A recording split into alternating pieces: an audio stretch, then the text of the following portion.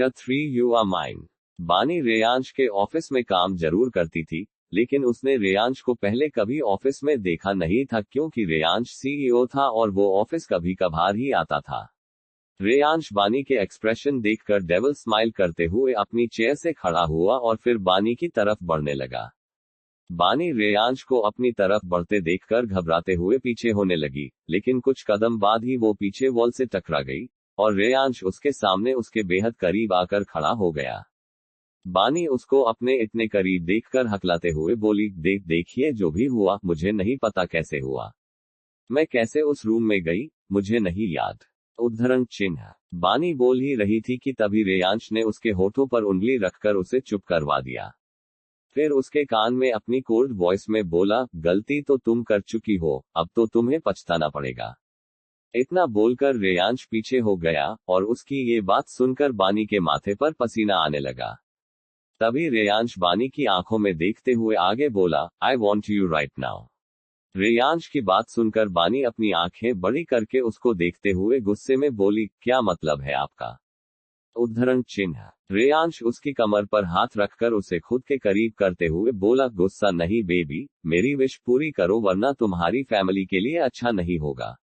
उद्धरण चिन्ह। उसकी बात सुनकर बानी हैरानी से उसे देखने लगी। तो रेयांश डेविल स्माइल करते हुए बोला, तुम्हारा भाई अभी स्कूल में है ना, सोचो अगर वो स्टेयर्स से नीचे गिर जाए तो। उद्धरण चिन्ह। ये बोलकर उसने कैबिन में लगा टीवी ऑन कर दिया। बानी की नजर टीवी स्क्रीन पर गई तो उसकी आंखें बड़ी हो गई। टीवी पर एक फुटेज चल रही थी जिसमें सोमांश स्कूल में सीढ़ियों के पास खड़े होकर अपने दोस्त से बात कर रहा था। वही उसके पीछे एक स्वीपर था जो सोमांश को ही घूर रहा था। ये सीन देखकर बानी की सांसें उसके गले में अटक गईं। उसे समझ नहीं आ रहा था कि वो कैसे रिएक्ट करे। बानी रेयांश के सामने गिड़गिड़ाते हुए बोली, सर प्लीज मेरे भाई को छोड़ दीजिए, आप जो कहेंगे मैं वो करूंगी। उद्धरण चिन्ह। ये बोलते हुए बानी की आंखों से आंसू बहने लगे। वहीं बानी की बात सुनकर रेयांश के फेस पर डेविल स्माइल आ गई। रेयांश बानी के आंसू पोंछते हुए बोला, मुझे तुम चाहिए अभी, क्या तुम तैयार हो? उद्धरण चिन्ह। बानी ने एक नजर टीवी पर सोमांश को देखा, फिर अपना सर नीचे करके हाँ में सर हिला दिया। बानी के पास हाँ करने के अलावा और कोई रास्ता नहीं था। वो किसी भी कीमत पर अपने भाई को नहीं खो सकती थी। तभी रेयांश बानी का हाथ पकड़कर उसे अपने केबिन से ही अटैच प्राइवेट रूम में ले गया। फिर उसको कमर से पकड़ते हुए बोला, तुम्हें मेरा साथ देना होगा बेबी। उद्धरण चिन्ह। रेयांश की बात सुनकर बानी ने सर उठाकर नफरत से उसे देखा, पर रेयांश को बानी की नजरों से कोई फर्क नहीं पड़ रहा था। रेयांश बानी की आंखों में देखते हुए उसके होठों की तरफ बढ़ गया और उसके होठों पर अपने होंठ रख दिए। साथ ही दोनों की आंखें बंद हो गई। रेयांश बानी को पागलों की तरह किस कर रहा था और मजबूरी में बानी को भी उसका साथ देना पड़ रहा था। बानी के हाथ रेयांश के बालों में आ गए थे और वो भी रेयांश को किस कर रही थी। बानी गहरी सांसें ले रही थी। वो कुछ रिएक्ट करती उससे पहले रेयांश ने उसको बेड पर धक्का दे दिया। बानी सीधे बेड पर पीठ के बल जा गिरी, साथ ही रेयांश खुद भी उसके ऊपर आ गया। बानी के लंबे बालों को अपने हाथों से पीछे करके रेयांश बानी के गले पर प्यार से किस करने लगा। उसने बानी के दाहिने गाल पर हाथ रखकर उसके माथे को चूम लिया और धीमे से बानी के कानों में कहा, बानी मैं तुम्हें चाहता हूँ, न जाने कल रात से तुमने मुझ पर क्या जादू किया है, हर तरफ तुम ही नजर आती हो, I can't let you go my babes. देखते ही देखते रेयांश और बानी एक दूसरे में खो चुके थे और अपनी सारी सीमाएं लंघ चुके थे। लेकिन बानी कल रात के नशे की वजह से अभी भी डाउन फील कर रही थी और उसे ज्यादा कुछ समझ में नहीं आ रहा था। लगभग 1.5 घंटे बाद रेयांश बानी के बगल में लेट गया और उसको कमर से खींचकर खुद के करीब कर लिया। फिर बानी थकी हुई आवाज में बोली, अब आप मेरे भाई को कुछ नहीं करेंगे ना? उद्धरण चिन्ह। बानी की बात सुन रेयांश मुस्कुराने लगा। फिर उसका गाल सहलाते हुए बोला, बेबी तुम्हारा भाई तब तक सेफ है जब तक तुम मेरी बात मानती हो। और एक बात, अब तुम मेरी हो। सिर्फ मेरी ये बात अपने दिल और दिमाग में अच्छे से बैठा लो, और हाँ, आज से तुम मेरे घर पर रहोगी। उद्धरण चिन्ह। ये बोलते हुए रेयांश ने बानी के बालों को उसके कान के पीछे कर दिया। बानी हैरानी से बोली, मैं आपके घर नहीं रह सकती, मेरे पास मेरा घर है, मेरी फैमिली है, दिस इज रॉन्ग। उद्धरण चिन्ह। रेयांश गुस्से से बानी के गाल को दबाते हुए बोला, मैं तुम्हें बता रहा हूं कि तुम मेरे साथ रहोगी। तुम्हें मना करने का कोई हक नहीं है, समझ गई? उद्धरण चिन्ह। ये सुनकर बानी ने जल्दी से हाँ में सर हिला दिया, क्योंकि रेयांश के गाल दबाने की वजह से बानी को दर्द हो रहा था और उसकी आंखों में आंसू आ गए थे। पर रेयांश को बानी के आंसुओं से कोई फर्क नहीं पड़ रहा था। रेयांश कुछ पल बानी के बालों से खेलता रहा, फिर बेड से उठकर उसने अपने कपड़े पहन लिए। उसके बाद बानी को कपड़े पहनाने लगा, क्योंकि वो हिलने डुलने की हालत में नहीं थी। रेयांश बानी के गाल पर हाथ रखकर बोला, तुम यहीं रहो, शाम को हम दोनों साथ में घर चलेंगे। उद्धरण चिन्ह। उसकी ये बात सुनकर बानी कुछ नहीं बोली। रेयांश भी कुछ देर बानी को देखता रहा, फिर रूम से बाहर चला गया। बानी वही अकेले बैठी अपनी किस्मत पर रो रही थी, पर उसकी सुनने वाला कोई नहीं था। कैसे बचेगी बानी रेयांश के इस चुंगल से? कहानी को आगे सुनने के लिए फॉलो और सब्सक्राइब करें। For Reyansh's house. बानी पूरे दिन उसी रूम में रही, क्योंकि रेयांश ने रूम को बाहर से लॉक कर दिया था। करीब रात के 8 बजे रेयांश रूम खोलकर अंदर आया तो देखा कि बानी अपने ख्यालों में ही गुम बैठी थी। ये देखकर रेयांश ने बानी को गोद में उठा लिया, जिसे महसूस कर बानी होश में आई और डरी हुई नजरों से रेयांश को देखने लगी। रेयांश बानी को लेकर अपनी पर्सनल लिफ्ट में आ गया। थोड़ी देर बाद रेयांश और बानी कार में थे। बानी कार की सीट के एक कोने में बैठी हुई थी। ये देखकर रेयांश ने एक बटन दबाकर पार्टीशन ऑन कर दिया और एक झटके से बानी को अपनी गोद में बैठा लिया। बानी डरते हुए बोली, ये आप क्या कर रहे हैं सर?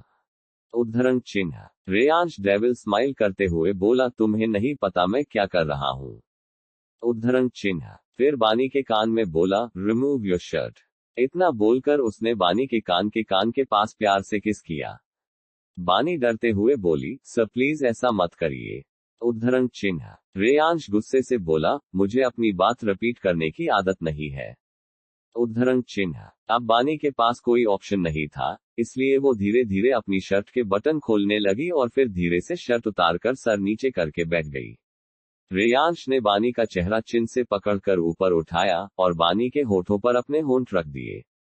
ना चाहते हुए भी बानी को उसका साथ देना पड़ रहा था। रेयांश बानी को लगातार किस किए जा रहा था। लगभग 1 घंटे बाद कार रुकी तो उसके साथ ही रेयांश भी रुका। बानी गहरी सांसें ले रही थी, तभी रेयांश उसके बाल ठीक करते हुए बोला, अपनी शर्ट पहनो। रेयांश की बात सुनकर बानी ने जल्दी से अपनी शर्ट पहन ली। फिर बानी कार से बाहर आई तो उसकी आंखें हैरानी से बड़ी हो गईं, क्योंकि रेयांश का मैंशन बहुत बड़ा था। बानी के लिए ये सब किसी सपने से कम नहीं था। चारों तरफ बॉडीगार्ड्स खड़े हुए थे और मैंशन जाने के रास्ते में गार्डन और बड़ा सा फाउंटेन बना था। रेयांश बानी का हाथ पकड़कर उसे अंदर ले गया। मैंशन के अंदर जाकर तो बानी और हैरान हो गई। पूरे मैंशन की थीम डार्क ग्रीन और ब्लैक कलर की थी। वही मैंशन में जितने भी नौकर थे सब अपने बॉस के साथ किसी लड़की को देखकर हैरान थे। रेयांश बानी को सीधे अपने रूम में ले गया, फिर उसका हाथ छोड़कर वॉशरूम चला गया। उसके जाने के बाद बानी ने अपनी मम्मा को कॉल किया। कॉल उठते ही बानी बोली, मम्मा। प्रिया परेशान होते हुए बोली, बानी कहाँ हो तुम? उद्धरण चिन्ह। इससे पहले कि वो कुछ बोल पाती उसे कुछ आवाज सुनाई दी, जिससे बानी और भी ज्यादा डर गई और उसके हाथ से मोबाइल छूट गया। आवाज सुनकर बानी ने पीछे मुड़कर देखा, टेबल पर कुछ चीजें रखी थी जो अब नीचे जमीन पर पड़ी थी। उसे लगा था कि रेयांश ने उसे फोन पर बात करते देख लिया होगा, लेकिन ऐसा कुछ नहीं था। वो ये सब सोच ही रही थी कि तभी उसे अपनी माँ की आवाज फिर से सुनाई दी, बानी कहाँ हो तुम? कुछ तो बोलो, देखो मुझे बहुत घबराहट हो रही है। ये सुनकर बानी के आंसू फिर से बहने लगे। उसने जल्दी से फोन को उठाया और अपने आंसू कंट्रोल करके बोली, मम्मा मुझे आज रात ही काम के लिए शहर से बाहर आना पड़ा, मैं कल तक आऊंगी। उद्धरण चिन्ह। ये सुनकर प्रिया हैरान होते हुए बोली, पर बानी ऐसे रात को घर से बाहर रहना सेफ नहीं है। बानी ने कहा, मम्मा जरूरी काम है। प्रिया गहरी सांस लेते हुए बोली, अच्छा ठीक है। बानी बोली, मम्मा सोमांश कैसा है? उद्धरण चिन्ह। प्रिया मुस्कुराते हुए बोली, ठीक है, और अब तो वो सो गया, वरना तुम्हारी बात करवा देती। उद्धरण चिन्ह। बानी हल्की मुस्कुराहट के साथ बोली, कोई बात नहीं, अब मैं फोन रखती हूँ। इतना बोलकर बानी ने कॉल कट कर दी। फिर उसकी आंखों से आंसू बहने लगे। तभी वॉशरूम से रेयांश की आवाज आई। रेयांश अंदर से बोला, बानी मेरे पास आओ। उद्धरण चिन्ह। उसकी बात सुनकर बानी डरते हुए वॉशरूम के गेट के पास आई। तभी रेयांश ने गेट खोलकर उसको अंदर खींच लिया। बानी रेयांश को शावर के नीचे भीगते हुए देखकर शर्मा गई। रेयांश ने उसको शॉवर के नीचे खड़ा कर दिया और शॉवर ऑन कर दिया। बानी ने शर्म से अपनी नजरें झुका रखी थी। तकरीबन 1 घंटे बाद रेयांश बाथरोब पहनकर बाहर आया। बानी भी उसके पीछे बाहर आई। बानी को देखकर रेयांश ने कहा, गीले बालों में तो तुम और भी कयामत लगती हो। बड़ी फुर्सत से बनाया है तुम्हें ऊपर वाले ने, पर सिर्फ और सिर्फ मेरे लिए। रेयांश की बात सुनकर बानी ने अपनी आंखें नीचे कर ली। फिर रेयांश ने एक बेल बजाई तो थोड़ी देर में एक मेड खाने की ट्रॉली लेकर आई और ट्रॉली रूम में छोड़कर चली गई। बानी को सब कुछ बहुत अजीब लग रहा था, पर वो कुछ कर नहीं सकती थी। फिर रेयांश बानी के बगल में बैठ गया और रेयांश बानी के चेहरे को देखते हुए बोला, खिलाओ मुझे। रेयांश की बात सुनकर बानी कुछ पल रेयांश को देखती रही, फिर उसे अपने हाथ से खिलाने लगी। रेयांश ब्लैंकेट के अंदर अपना हाथ डालकर बानी की कमर को सहला रहा था।